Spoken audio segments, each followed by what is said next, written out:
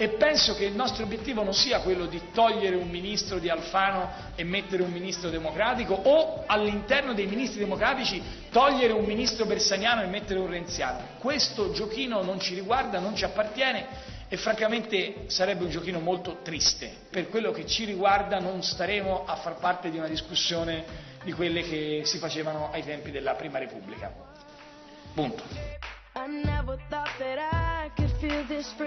Oggi faccio un fioretto, che è quello di non parlare e di non intervenire in replica a quello che dice il Presidente del Consiglio, che è il Presidente del Consiglio del mio Paese, a cui io voglio dare lealmente una mano e che spero che governi nell'interesse degli italiani. Punto.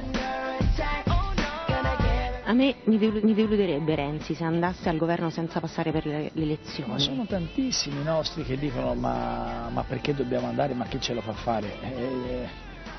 Ci sono anch'io tra questi, nel senso che nessuno di noi ha chiesto di andare a prendere il governo. Cioè noi siamo i custodi dell'alternanza, del bipolarismo, della stabilità.